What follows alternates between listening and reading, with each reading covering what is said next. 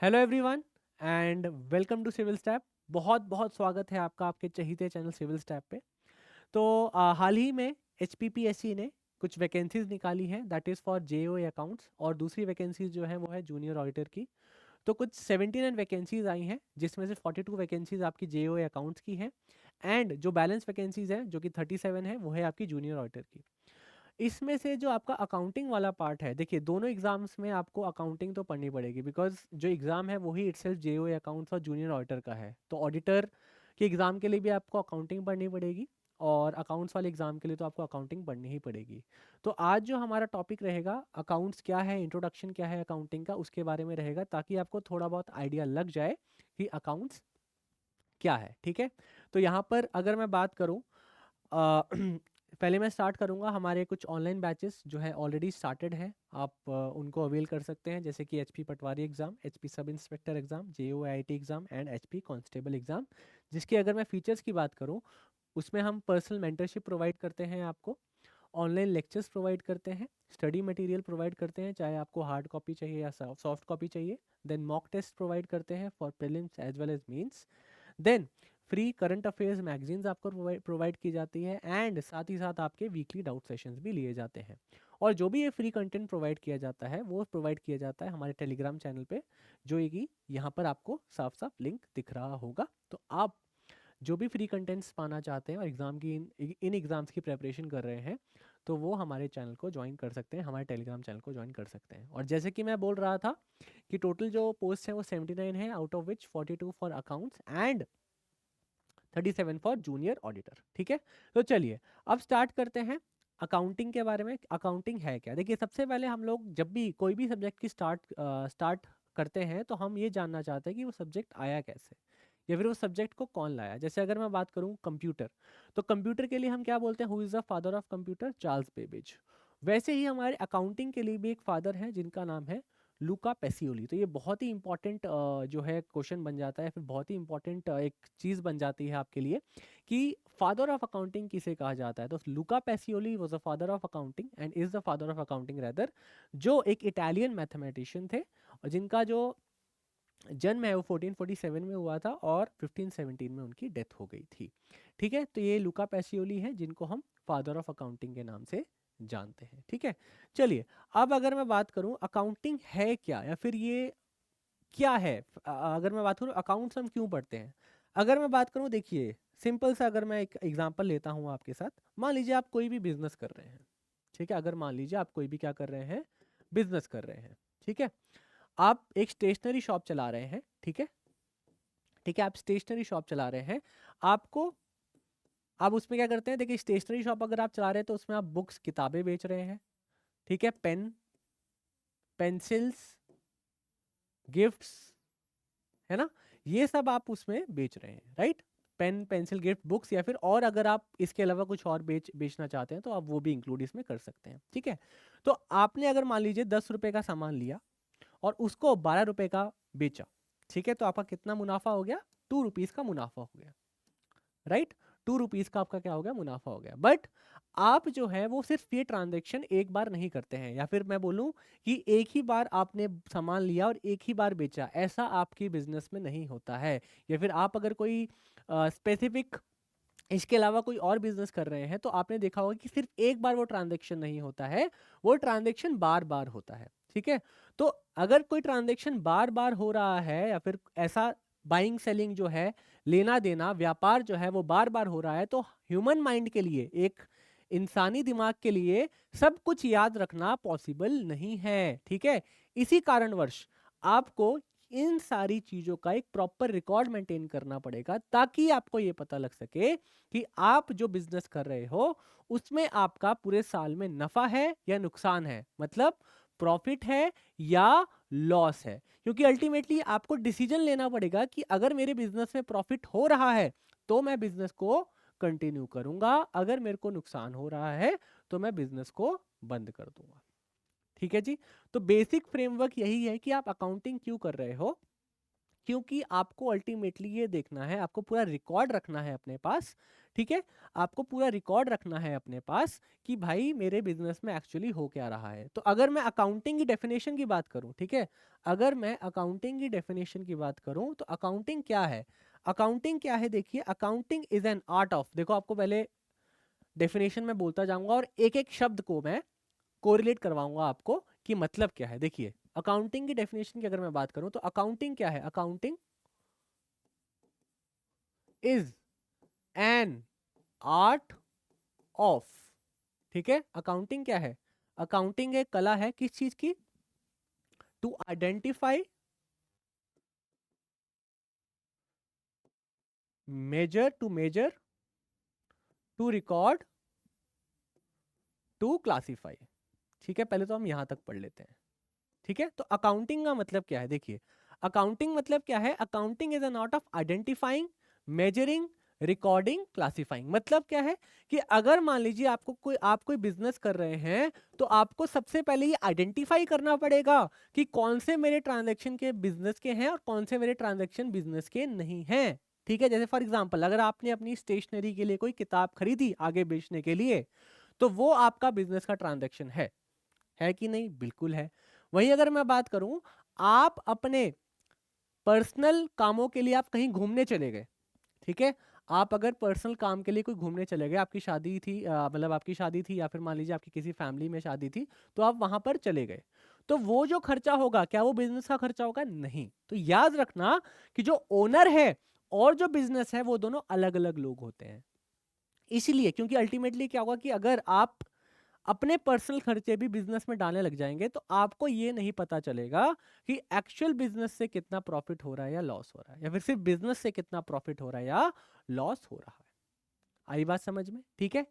इसीलिए हमें ये सबसे पहले आइडेंटिफाई करना पड़ेगा कि कौन से खर्चे या कौन सी इनकम बिजनेस की हैं और कौन से खर्चे कौन से इनकम बिजनेस की नहीं है, ठीक है। आई बात समझ में। तो जब आप वो चीज आइडेंटिफाई कर लेंगे, आइडेंटिफाई करने के बाद आपको उनको मेजर करना पड़ेगा। मेजर मतलब जैसे इंडिया की अगर मैं करेंसी की बात करूं तो रुपीस, है ना। जैसे अगर मैं बात करूं डिस्टेंस को हम किस में मेजर करते हैं, किलोमीटर में, मीटर में, है ना। अगर मैं बात करूं वेट को किस में करते हैं, केजीज में, है ना, या ग्राम्स में। वैसे ही जो भी अकाउंटिंग में ट्रांजैक्शन होंगे वो आप किस किस यूनिट में मेजर करोगे, रुपीस की फॉर्म में मेजर करोगे। तो पहला आपका स्टेप हो गया कि आपको आइडेंटिफाई करना पड़ेगा कि कौन से ट्रांजैक्शन बिजनेस के हैं, कौन से ट्रांजैक्शन बिजनेस के नहीं है। दूसरा आपको ये आइडेंटिफाई करना पड़ेगा, सॉरी, दूसरा आपको ये देखना पड़ेगा कि कितने का ट्रांजैक्शन हुआ है।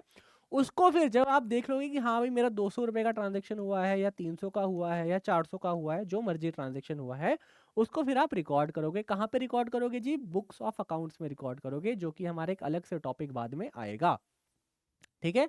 उसको आप कहाँ रिकॉर्ड करोगे जी, बुक्स ऑफ अकाउंट्स में रिकॉर्ड करोगे। फिर बुक्स ऑफ अकाउंट्स में रिकॉर्ड करने के बाद आप उसको कहाँ करोगे, क्लासिफाई करोगे।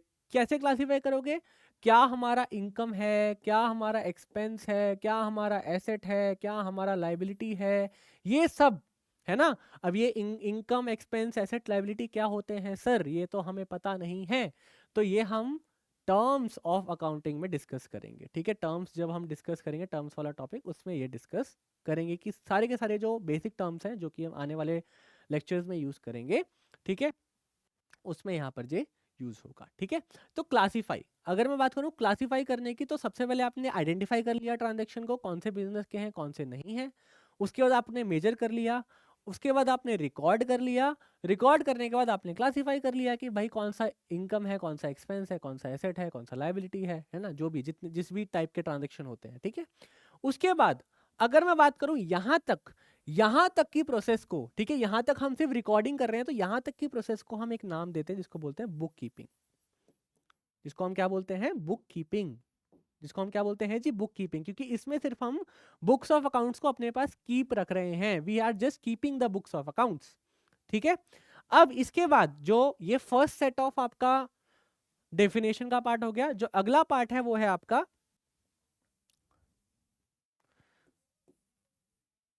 जैसे आपने देखा accounting is an art of identifying, measuring, recording, classifying, और अगला जो पार्ट है वो है आपका summarising, analysing, and communicating.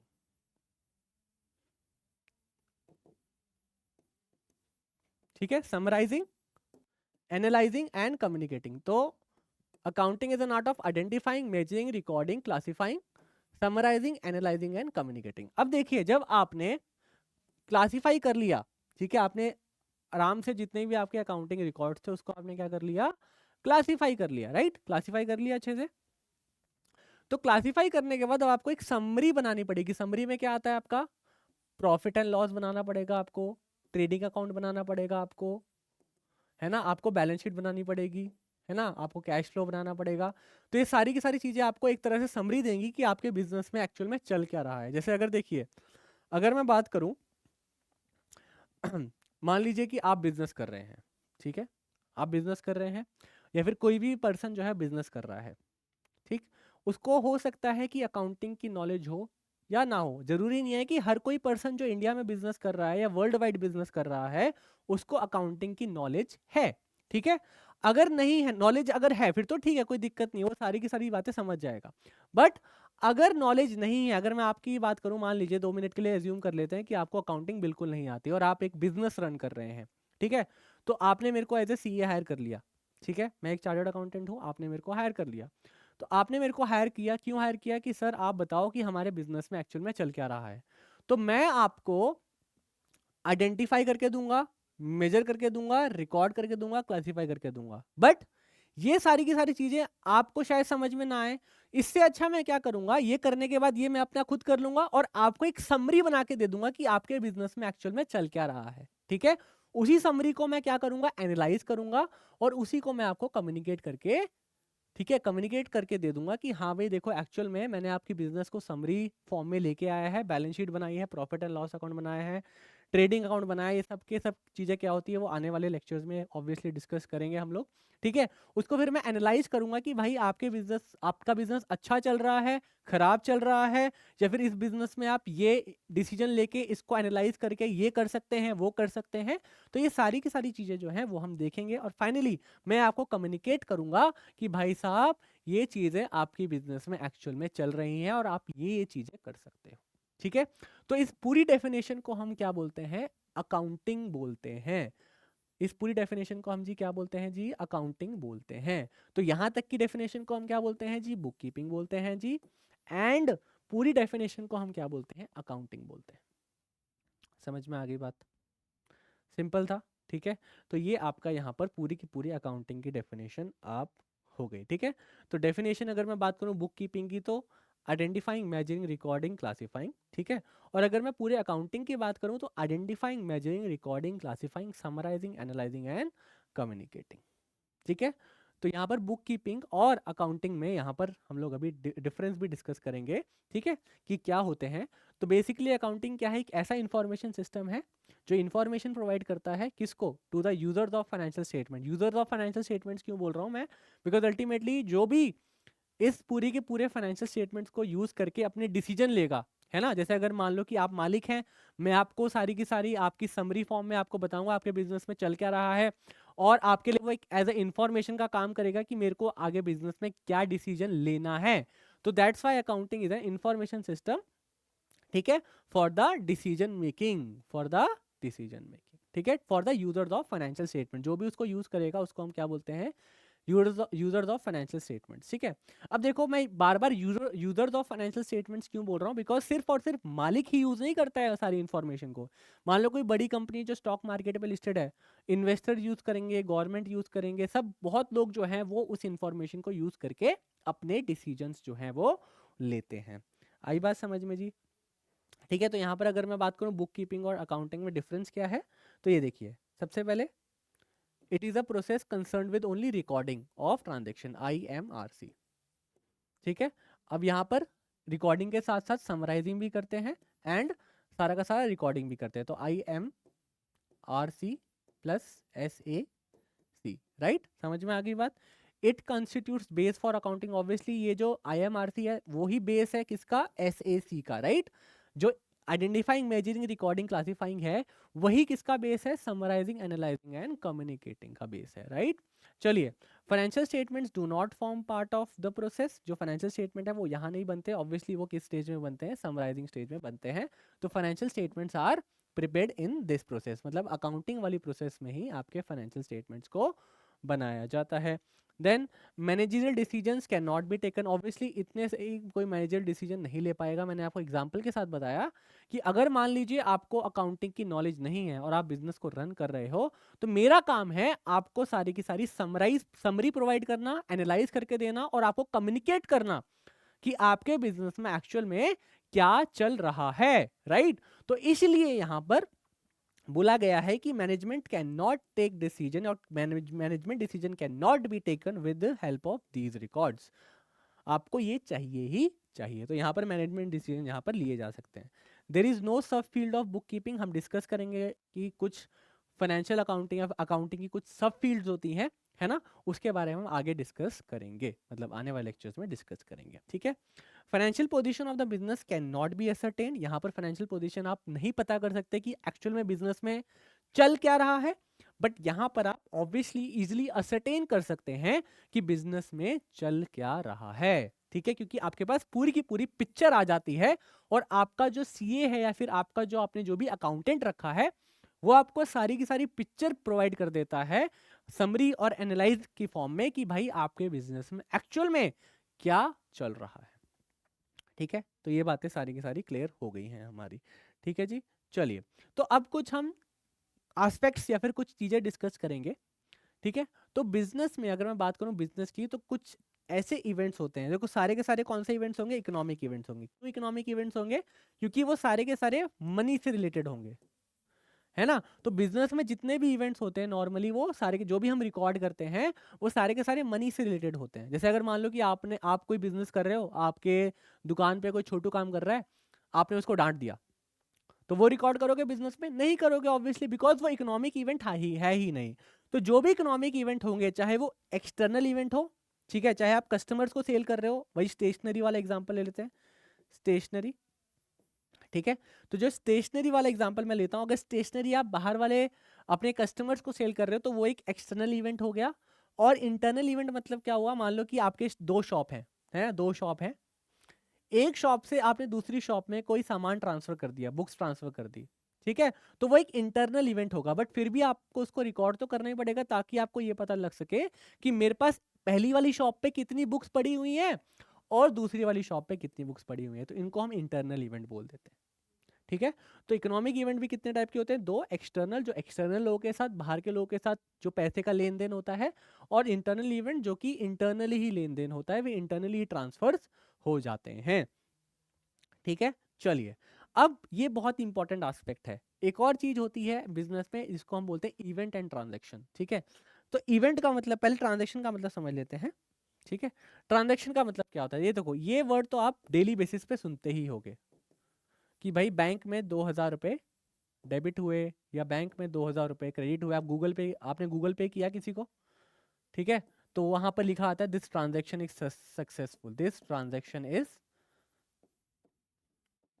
Is successful. या फिर जब आप बैंक से किसी को ट्रांसफर करते हैं तो वहां पर लिखा आता है दिस ट्रांजैक्शन इज सक्सेसफुल, है ना। चलिए, तो जब भी किसी ऐसी चीज से, कोई ऐसे इवेंट की वजह से आपका बैलेंस चेंज होगा, अकाउंट का बैलेंस चेंज होगा, आप जब मान लिया आपके अकाउंट में 10,000 रुपए थे, आपने किसी को 2000 रुपीज पे कर दिए, तो आपका बैलेंस कितना रह गया? 8000 रुपीज रह गया।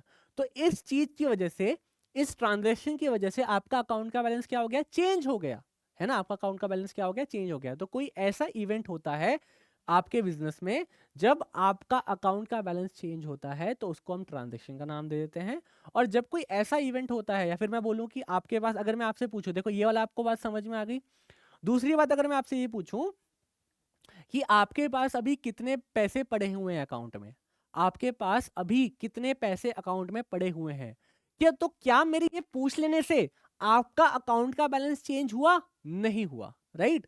तो मेरे सिर्फ ये पूछने से कि आपके अकाउंट में कितने पैसे पड़े हुए हैं, आपका अकाउंट का बैलेंस चेंज नहीं होगा। तो उसको हम नाम देते हैं, उस इवेंट को नाम देते हैं, हम इवेंट ही बोलते हैं, ठीक है, उसको हम इवेंट ही बोलते हैं।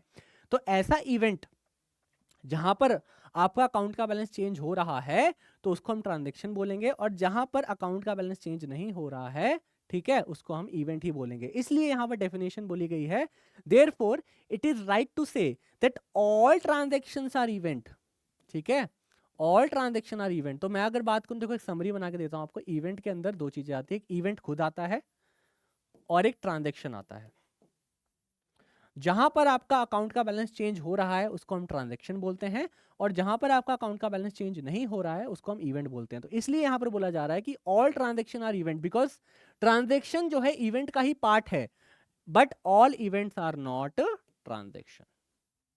ठीक है, दोबारा एक बार समझ लीजिए कि जब भी ऐसा कोई इवेंट आएगा आपके बिजनेस में जहां पर आपका बैलेंस चेंज होगा, उसको करने से आपका बैलेंस चेंज हो जाएगा। जैसे आपका 2000 का गूगल पे आपने किया, या आपको 3000 रुपए का गूगल पे आया, या फिर आपने किसी को पेमेंट कर दी, या फिर आपको किसी से पेमेंट आई, तो इन सब चीजों की वजह से अगर मान लो ये सब हो रहा है, और इन सब चीजों की वजह से ऑब्वियसली आपका जो है अकाउंट का बैलेंस चेंज होगा ही होगा।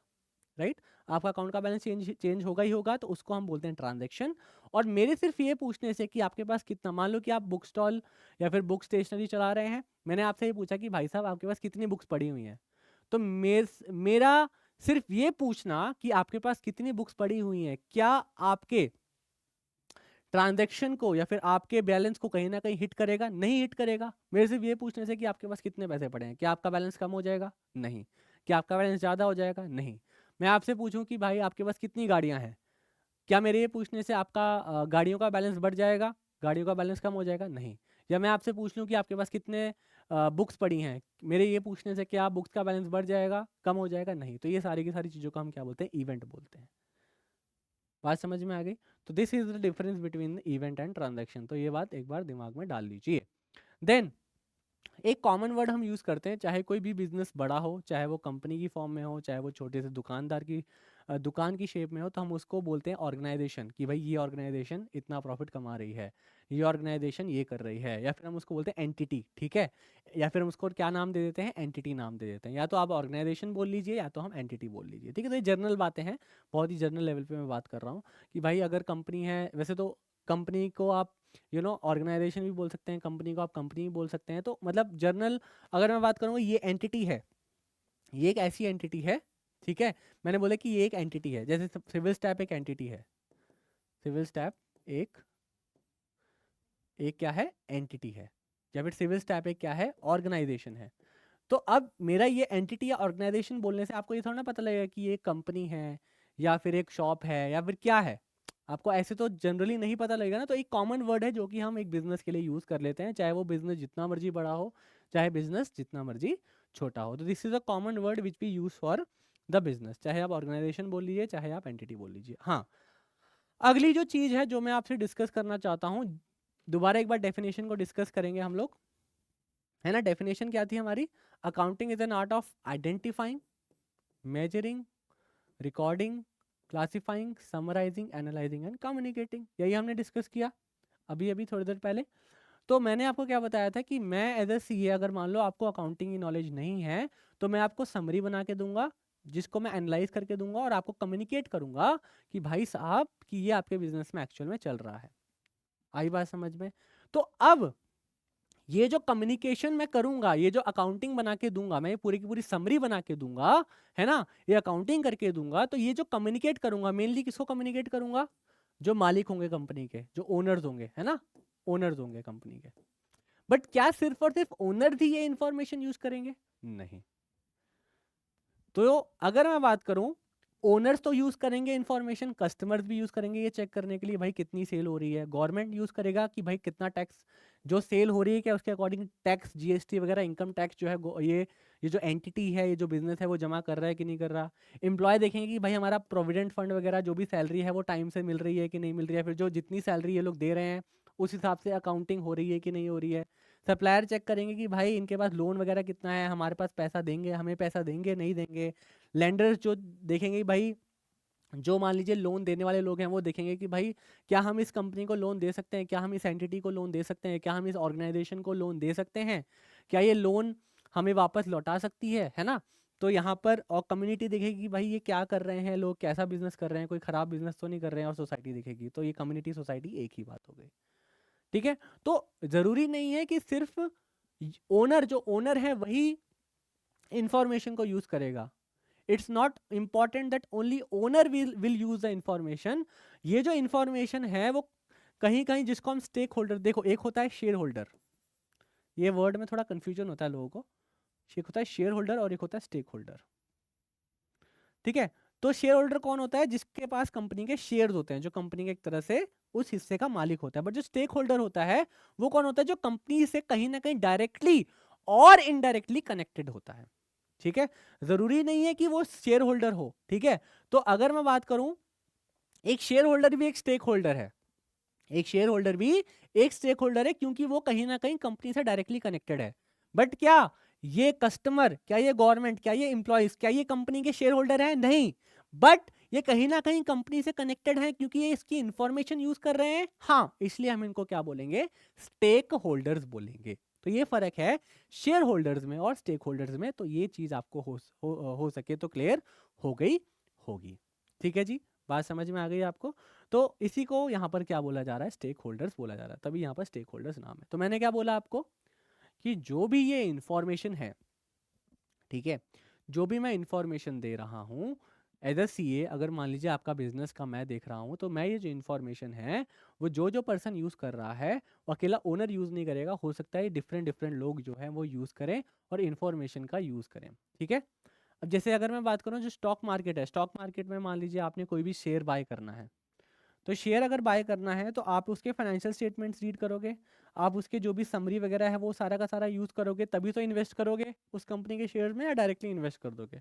ऑब्वियसली आपको ये पहले देखना पड़ेगा कि वो कंपनी के फाइनेंशियल स्टेटमेंट्स क्या बोलते हैं, कंपनी की रिपोर्ट क्या बोलती है, कंपनी का जो भी डाटा है वो सब चेक करने के बाद ही आप जो है फाइनेंशियल स्टेटमेंट्स के वैलिडेशन के बाद ही आप ऑब्वियसली उस स्टॉक में क्या करोगे? इन्वेस्ट करोगे, राइट। सिंपल सा लॉजिक यही है ना, कोई और लॉजिक तो है नहीं यहाँ पर, है ना। तो अब ये जो स्टेक होल्डर्स होते हैं, या फिर मैं बोलूँ यूजर्स ऑफ अकाउंटिंग इन्फॉर्मेशन होते हैं, ये जितने भी जो समरी चेक करेंगे या फिर एनालाइज करके जो भी कम्युनिकेट करूंगा मैं इनको, जो ये समरी चेक करेंगे, तो ये दो टाइप के होते हैं। कुछ होते हैं इंटरनल यूजर्स, कुछ होते हैं एक्सटर्नल यूजर्स। जो कंपनी के अंदर वाले लोग होते हैं, जो कंपनी के या फिर एंटिटी के अंदर वाले लोग होते हैं, ओनर्स हो गए, मैनेजर्स हो गए या एम्प्लॉयज़ वगैरह हो गए, इनको हम इंटरनल में डालते हैं, internal users of financial statements या internal users of accounting information. और जो बाहर के लोग होते हैं, जो इन्वेस्टर होते हैं, लेंडर्स होते हैं, सप्लायर्स होते हैं, कस्टमर्स होते हैं, गवर्नमेंट की टैक्स अथॉरिटीज़ होती हैं, है ना, ऑडिटर्स होते हैं, पब्लिक, जो जनरल पब्लिक होती है, सारे के सारे किस में आ जाते हैं? आपके एक्सटर्नल यूजर्स में आ जाते हैं, ठीक है। ये सारे के सारे कौन से हो गए? आपके एक्सटर्नल यूजर्स में आ गए, ठीक है। तो जो भी आपकी इंफॉर्मेशन को जो भी स्टेक होल्डर्स इंफॉर्मेशन को यूज कर रहा है, उसको हम सब पार्ट डिवाइड करते हैं इंटरनल और एक्सटर्नल में। इंटरनल में आपके ये लोग आ गए, ओनर्स, मैनेजर्स, एम्प्लॉयज, और इंटरनल में आपके ये लोग आ गए, एंड एक्सटर्नल में आपके ये लोग आ गए, इन्वेस्टर्स वगैरह, लेंडर्स वगैरह, सप्लायर्स वगैरह, ये सब, ठीक है। तो ये बाहर से कनेक्टेड है कंपनी के, इसलिए, ठीक है। तो अगर मैं बात करूं सबसे पहले फाइनेंशियल अकाउंटिंग या फाइनेंशियल इंफॉर्मेशन की कैरेक्टरिस्टिक्स के बारे में, तो वही सेम जो डेफिनेशन हमने पढ़ी कि आइडेंटिफाई करना है हमें चीज़ों को, मेजर करना है, समराइज करना है, एनालाइज करना है और कम्युनिकेट करना है। तो ये सारे के सारे जो डेफिनेशन में चीज़ें लिखी गई हैं, जो डेफिनेशन मैंने आपको पढ़ाया है, सेम टू सेम वही आपके कैरेक्टरिस्टिक्स भी हैं एक फाइनेंशियल इंफॉर्मेशन के या फिर कैरेक्टरिस्टिक्स ऑफ अकाउंटिंग के भी, ठीक है। चलिए चलिए, ऑब्जेक्टिव्स क्या क्या हैं अब अकाउंटिंग के? अब अकाउंटिंग आप पढ़ क्यों रहे हैं? सबसे पहले आपको एक रिकॉर्ड, सिस्टमैटिक रिकॉर्ड बनाना है आपके बिजनेस का। मान लीजिए आप कोई भी बिजनेस कर रहे हैं, जैसे हमने स्टेशनरी का एग्जांपल लिया था, है ना, तो उसको आपको सिस्टमैटिकली रिकॉर्ड करके रखना है, ताकि आपको ये पता लग सके कि हमारे बिजनेस में प्रॉफिट हो रहा है या लॉस हो रहा है। आपको फाइनेंशियल स्टेटमेंट्स बनाने हैं टू नो द रिजल्ट्स, है ना। आपको समरी बनानी है टू नो कि बिजनेस में एक्चुअल में चल क्या रहा है, फाइनेंशियल पोजीशन क्या है बिजनेस की। देन जो भी लॉज एंड रेगुलेशन है जो गवर्नमेंट ने बना रखे हैं डिफरेंट डिफरेंट ऑर्गेनाइजेशन के लिए, डिफरेंट डिफरेंट एंटिटीज़ के लिए, कि भाई आपको ऐसे फाइनेंशियल स्टेटमेंट्स बनाने हैं, आपको ऐसे बताना है, हमें ऐसे टैक्स जमा करना है, जीएसटी ऐसे जमा करना है। तो आपकी जो लीगल रिक्वायरमेंट्स हैं वो भी फुलफिल हो जाती है अगर आप अच्छे से अकाउंटिंग कर रहे हैं तो। देन एनालाइज करना है, इंटरप्रेट करना है डाटा को कि एक्चुअल में बिजनेस में चल क्या रहा है। देन कम्युनिकेट करना है information to the various stakeholders. तो ये आपके ऑब्जेक्टिव्स हो गए अकाउंटिंग के, ठीक है। तो ये आपके ऑब्जेक्टिव्स हो गए। चलिए, अगला जो टॉपिक है वो क्या है? Qualitative characteristics of accounting information. ठीक है, जो अकाउंटिंग इंफॉर्मेशन प्रोवाइड की जा रही है by a CA to the users of financial statements, वो इंफॉर्मेशन कैसी होनी चाहिए। जैसे अगर मैं आपको पढ़ा रहा हूँ, ठीक है, जो मैं आपको अभी इंफॉर्मेशन दे रहा हूँ, आप क्या एक्सपेक्ट करोगे, ये इंफॉर्मेशन जो मैं आपको प्रोवाइड कर रहा हूँ वो इंफॉर्मेशन कैसी होनी चाहिए। ठीक है, तो वो इंफॉर्मेशन कैसी होनी चाहिए, रेलेवेंट इंफॉर्मेशन, सही इंफॉर्मेशन, ये इंफॉर्मेशन आपको समझ में आनी चाहिए, ये इंफॉर्मेशन रिलायबल होनी चाहिए, और ये इंफॉर्मेशन कंपेरेबल भी होनी चाहिए। तो याद रखिएगा कि जो भी एक एज अ सीए या फिर एक एज अ अकाउंटेंट जो आप इंफॉर्मेशन प्रोवाइड कर रहे हो to the users of financial statements, that information should be relevant information, that information should be understandable to the users of financial statements. ये नहीं कि मैं भाई कुछ भी बना के दे दिया, उनको कुछ समझ ही नहीं आ रहा है, फिर मैं आपको कुछ भी पढ़ा रहा हूँ आपको कुछ समझ ही नहीं आ रहा है। तो अंडरस्टैंडेबल इंफॉर्मेशन होनी चाहिए, इंफॉर्मेशन शुड बी रिलायबल, ठीक है, सही सोर्सेस के साथ रिलायबल इंफॉर्मेशन, है ना। रिलेवेंट मतलब आपके काम की होनी चाहिए, अंडरस्टैंडेबल आपको समझ में आनी चाहिए, रिलायबल मतलब सही इंफॉर्मेशन होनी चाहिए, और कंपेरेबल मतलब अगर मैं मान लो कि दो कंपनीज है, मान लो क्या, Hyundai और एक है टाटा, तो ये दोनों की दोनों मोटर कंपनीज है ना, ऑटोमोटिव कंपनीज हैं। तो इन दोनों की इंफॉर्मेशन को मेरे को कंपेयर करना है, तो जब तक ये इंफॉर्मेशन दोनों सेम फॉर्मेट में सेम तरीके से नहीं बनी होंगी, क्या मैं इंफॉर्मेशन को कंपेयर कर पाऊंगा, नहीं। इसलिए जो इंफॉर्मेशन प्रोवाइड की जाएगी by the accountant, by the CA to the owners, to the stakeholders of accounting information, तो वो इंफॉर्मेशन कंपेरेबल भी होने चाहिए। मतलब ये वाला जो पर्सन है जो इसकी इंफॉर्मेशन प्रोवाइड कर रहा है वो भी सेम प्रिंसिपल्स के साथ चलेगा, ये पर्सन भी सेम प्रिंसिपल सेम फॉर्मेट्स के साथ चलेगा। आई बात समझ में। तो these are the qualitative characteristics of accounting information, कि जब अकाउंटिंग इंफॉर्मेशन प्रोवाइड की जाएगी तो उनके क्वालिटेटिव कैरेक्टरिस्टिक्स क्या क्या हैं। ठीक है, तो यहाँ पर हमने पढ़ा कि यहाँ पर देखिए, यहाँ पर हमने पढ़ा कि फाइनेंशियल इंफॉर्मेशन के कैरेक्टरिस्टिक्स कैसे होंगे, है ना। बट यहाँ पर हम पढ़ रहे हैं स्पेसिफिकली क्वालिटेटिव कैरेक्टरिस्टिक्स, क्वालिटी कौन कौन सी क्वालिटी के साथ जो है इंफॉर्मेशन प्रोवाइड की जाएगी, तो ये बात आपने ध्यान रखनी है। ठीक है, so these are the qualitative characteristics of the accounting information। ठीक है जी, बात समझ में आ गई, सिंपल। चलिए, हाँ जी, लिमिटेशंस क्या क्या है अकाउंटिंग की अगर मैं बात करूं, देखो हर एक चीज़ का एक फ़ायदा होता है, एक नफ़ा होता है, एक नुकसान होता है। अकाउंटिंग में भी हम ये पढ़ रहे हैं, कुछ कुछ बिजनेस जो है वो प्रॉफिट में जाएंगे, कुछ कुछ बिजनेस जो है लॉस में जाएंगे। ऐसा तो कभी होगा नहीं कि सारे के सारे बिजनेस जो है प्रॉफिटेबल हो, या फिर कोई भी चीज़ दुनिया में ऐसी नहीं है जो परफेक्ट हो सकता है उस हर एक चीज़, मेरे हिसाब से तो हर एक चीज़ का कोई ना कोई नफ़ा नुकसान होता है। वैसे ही अकाउंटिंग के हमने ऑब्जेक्टिव्स पढ़ लिए, अब इसके हम लिमिटेशंस पढ़ने वाले हैं। तो accounting is not fully exact, obviously बिल्कुल सही, बिल्कुल 100% सही नहीं होती है, क्योंकि कभी कभार क्या होता है कि जैसे रिलायंस की अगर मैं बात करूँ, बहुत बड़ी कंपनी है, उसमें अगर मैं बात करूँगा कि अगर मैं बोलूँगा 10 रुपीज़ की भी गलती नहीं है, तो ऐसा हो ही नहीं सकता। 10 रुपये की गलती तो कहीं ना कहीं निकल जाएगी, 1 रुपये की गलती निकल जाएगी, है ना। तो ऐसा नहीं होता कि बिल्कुल फुली एग्जैक्ट है, तो accounting is not fully exact. तो there is no future information. तो अकाउंटिंग जो है उसमें हम क्या रिकॉर्ड करते हैं, हम क्या रिकॉर्ड करते हैं, जो पास्ट में ट्रांजेक्शन ऑलरेडी हो गए हैं और जो प्रेजेंट में ट्रांजेक्शन चल रहे हैं, हम वही रिकॉर्ड करते हैं, है ना। हम सिर्फ और सिर्फ पास्ट और प्रेजेंट के ही ट्रांजेक्शन को रिकॉर्ड करते हैं। तो हमें कभी भी कोई फ्यूचर इंफॉर्मेशन इस अकाउंटिंग से नहीं मिलती, जब तक हम balance sheet, profit and loss account ना बना लें, है ना। हमें जब तक हम बनाएंगे नहीं, तो हम क्या पहले से ही अंदेशा लगा लेंगे कि हमारे बिजनेस में क्या प्रॉफिट या क्या लॉस होने वाला है, नहीं। तो यहाँ पर कोई भी आपको फ्यूचर की जो इन्फॉर्मेशन है वो नहीं मिलती। Then there are some occasions when accounting principle conflict with each other. जब हम अकाउंटिंग प्रिंसिपल वाला टॉपिक पढ़ेंगे, तो आप यहाँ पर देखोगे कि अकाउंटिंग प्रिंसिपल में एक ही चीज के बारे में एक जगह कुछ और लिखा है और दूसरी जगह कुछ और लिखा है। ठीक है, कभी कभार आपने बुक्स में भी पढ़ा होगा, आपने जो भी पढ़ाई की होगी, मान लीजिए आपने इंजीनियरिंग की है या फिर आपने कोई और सब्जेक्ट में जो है मास्टरी की है, तो वैसे तो मैं एज्यूम कर रहा हूँ कि सारे के सारे students most of them are accounts वाले, मतलब बीकॉम वाले वगैरह, ग्रेजुएट वगैरह ही होंगे, क्योंकि ये थोड़ा टेक्निकल सा पेपर है।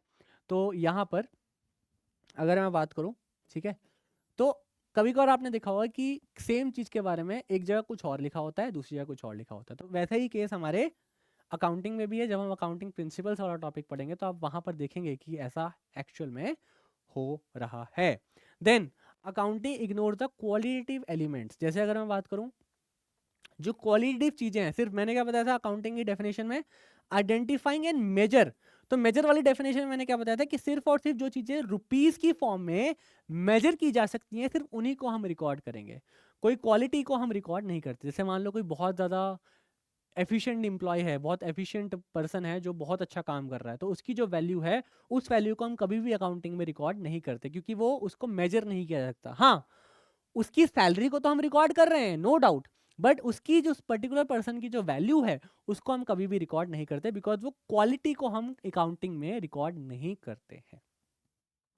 ठीक है, देन अकाउंटिंग जो है ignores the effect of price level changes. तो इन्फ्लेशन वगैरह को, जैसे मान लीजिए अगर मैं बात करूं 1 साल पहले मैंने कोई लैंड ली 1 लाख रुपए की, ठीक है, मैंने बुक्स ऑफ अकाउंट्स में 1 लाख रुपए रिकॉर्ड कर लिया, बट आज उस लैंड की वैल्यू मान लो हो गई है इन्फ्लेशन की वजह से 1.5 लाख। तो एक प्रिंसिपल जब हम अकाउंटिंग में पढ़ेंगे तो उसमें कॉस्ट प्रिंसिपल है, हिस्टोरिकल कॉस्ट प्रिंसिपल। तो वो प्रिंसिपल ये बोलता है जिस वैल्यू पे आपने ऑलरेडी रिकॉर्ड कर लिया है उस वैल्यू पे ही आपको रिकॉर्ड करना है, आपको उसको फेयर वैल्यू पे या फिर जो उसकी करेक्ट आज की प्रेजेंट वैल्यू है उस पर रिकॉर्ड नहीं करना है। तो हिस्टोरिकल कॉस्ट कंसेप्ट के अकॉर्डिंग हम लोग उसको 1 लाख पे ही रिकॉर्ड करेंगे, चाहे आज उसकी वैल्यू जो मर्जी हो जाए। ठीक है जी, आई बात समझ में? इसलिए यहाँ पर लिखा है accounting ignore the effect of price level changes, मतलब इन्फ्लेशन के इफेक्ट को वो दरकिनार करते हैं। देन अकाउंटिंग में लीड टू विंडो ड्रेसिंग। अब विंडो ड्रेसिंग का मतलब क्या होता है, देखिए ध्यान से। जैसे आपने देखा होगा दुकान पे, आप किसी दुकान पे मतलब एक बाजार में घूम रहे हैं और आपने देखा बाहर एक मैनीक्यू, मतलब एक जो पुतला होता है उसको मैनीक्यू बोलते हैं, मैनीक्यू पे बहुत ही सुंदर सी एक ड्रेस लटकी हुई है या फिर ड्रेस पहनाई हुई है। ठीक है, तो आपको लगा वाह इस दुकान पे तो बहुत सुंदर सुंदर ड्रेस हो सकती हैं, बट अंदर आप जाके देखते हो, मान लीजिए कि वहाँ पर आप एक्चुअल में देखते हो तो यहाँ पर तो कोई ड्रेस ही नहीं है अच्छी, सिर्फ वहाँ पर जो पुतले में जो ड्रेस लटकाई हुई है सिर्फ एक वही इकलौती अच्छी ड्रेस है। ठीक है, तो वैसे ही अकाउंटिंग में क्या होता है कि आप बाहर बाहर से बुक्स ऑफ अकाउंट्स को मैनिपुलेट कर सकते हैं, है ना, बुक्स ऑफ अकाउंट्स को मैनिपुलेट कर सकते हैं, जिसको अकाउंटिंग की मान लो इन्फॉर्मेशन नहीं है अच्छे से, उसको आप कुछ भी बता दो, कुछ भी मान लेगा कि भाई हमारी सेल 10 करोड़ है, बट एक्चुअल में मान लो 1 करोड़ भी नहीं है ना। तो आप बुक्स ऑफ अकाउंट्स को एक तरह से विंडो ड्रेसिंग कर सकते हो, मैनिपुलेट कर सकते हो, है ना। तो यहाँ प्रॉब्लम यहाँ पर आपको आ सकती है। तो ये सारी की सारी क्या थी आपकी limitations of accounting.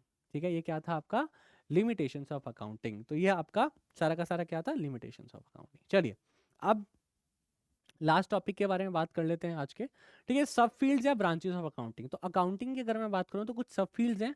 Financial accounting, ठीक है, जो कि अभी अभी हम डिस्कस कर रहे थे। फाइनेंशियल अकाउंटिंग क्या है, identifying, measuring, recording, classifying, summarising, analysing, communicating, ये सबको सब जिसमें आपके फाइनेंशियल स्टेटमेंट बनते हैं, balance sheet, profit and loss account, cash flow statement.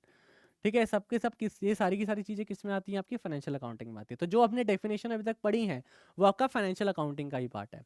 तो सेकंड सब फील्ड है, अच्छा अब आपको याद भी होगा जब हम अकाउंटिंग पढ़ रहे थे उसमें लिखा भी था देयर आर सम सब fields of accounting. Book keeping में सब कोई सब फील्ड नहीं होती, बट अकाउंटिंग में सब फील्ड होती हैं। तो बस वही हम डिस्कस अभी कर रहे हैं, और मैंने आपको बोला भी था कि मैं आपको थोड़ी देर बाद करवाऊंगा, है ना।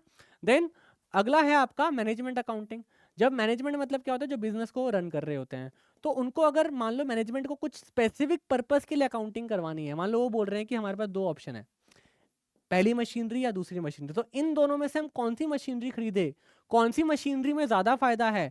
मान लो ये 10 लाख की मशीनरी है, ये 20 लाख की मशीनरी है, बस 10 लाख से हमें 100 यूनिट प्रोड्यूस हो जाएंगी, यहाँ से हमें 500 यूनिट प्रोड्यूस हो जाएंगी। तो कुछ स्पेसिफिक कॉम्प्लेक्स अकाउंटिंग के लिए, कुछ स्पेसिफिक पर्पस के लिए जब अकाउंटिंग की जाती है तो उसको मैनेजमेंट अकाउंटिंग बोलते हैं। देन कॉस्ट अकाउंटिंग, जब मान लीजिए प्रोडक्ट पहली बार लॉन्च हो रहा है, जैसे मान लीजिए पेन मैंने पहली बार लॉन्च करना है मार्केट में, तो सेलिंग प्राइस डिसाइड करने से पहले मेरे को इसकी कॉस्ट पता होनी चाहिए कि ये कितने का बना। तो उस वो कितने का बना उसके लिए हम क्या यूज करते हैं, कॉस्ट अकाउंटिंग यूज करते हैं। देन सोशल रिस्पॉन्सिबिलिटी अकाउंटिंग क्या होती है, एक टर्म होती है कॉर्पोरेट सोशल रिस्पॉन्सिबिलिटी।